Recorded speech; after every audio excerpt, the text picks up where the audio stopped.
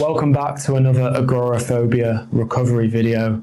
If you're on the journey of agoraphobia, please make sure you subscribe, because I'm going to be posting weekly content on how you break the cycle so you can save yourself years of suffering. What I want to talk about is the idea of resistance, the concept of resistance. Resistance is the very thing that's keeping you stuck in the agoraphobia cycle. Where there's no resistance, there's no agoraphobia. Where there's a lot of resistance, there's a whole lot of agoraphobia. Let me explain. When you're experiencing anxiety, your brain is asking the question, is this safe, right?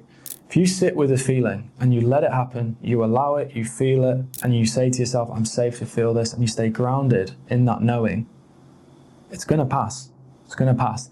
If you resist, and resistance comes in all different forms, and we're going to be talking about how it shows up today so that you can be aware of where you're resisting. But when you resist, you're telling your brain that this feeling is unsafe. You're sending a biological message, this feeling is unsafe. What are some of the ways people typically resist feeling anxiety? Checking your pulse, stopping what you're doing.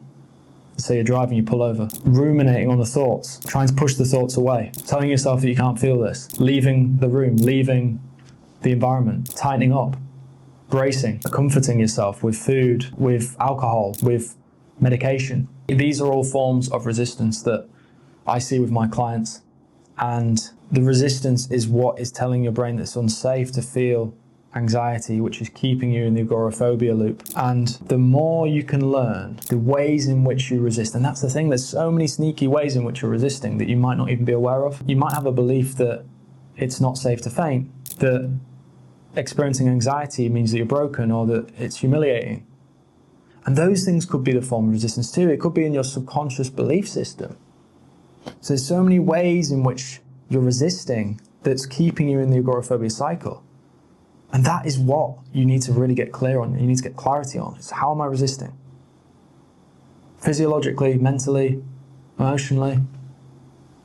When the symptoms come up, when the thoughts come up, how am I resisting? Get clear on that. Because once you start reversing that, and you start letting go, and you start allowing the feelings to remain there, and you start telling yourself that you can feel this, that it makes you human to feel this, and that you're safe, and that you're going to carry on doing what you're doing, and you're not going to let the thoughts and feelings control you.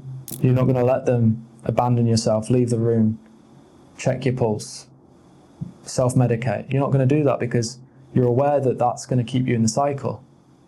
And I get it, it's tough. It's tough to allow the feelings. It's scary, especially when you're not in a safe zone and you think that there's something bad that's about to happen. And it's not something you crack overnight, I promise you. It's something that you learn through experience, through rewiring.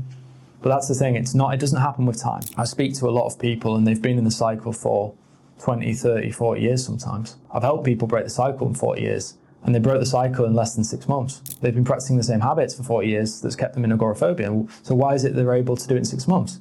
It's not the time that it takes. It's the exposure to new evidence that you're safe. It's the repetitions with removing the safety behaviors, allowing yourself to feel the symptoms. That's what it takes. It doesn't take more time. Because if you practice resistance, practice safety behaviors, be around safety people for 10, 20 years, nothing will shift. So my question for you, let's keep this video nice and short. In which ways are you resisting? Get really open with yourself. Ask yourself where your potential blind spots are as well. Look for ways in which you can let go of those behaviors in which you're resisting. Those ways in which you're resisting in your mind and in your body. Cut them out. Show your brain the opposite. Do the opposite of what you've been doing. Get new proof, new evidence through exposure and practicing the new response that you can handle the feelings of anxiety. And then you will truly feel safe to experience anxiety. And when you feel safe to experience anxiety, that's when the problem will go away. That's when the cycle will go away. That's when the fear of the fear will go away. Anxiety won't go away. Like I always talk about, anxiety will stay, because it's part of the human experience, but the cycle will go. And that's important to mention. If you haven't already, make sure you subscribe to my channel. I'm going to be posting weekly videos.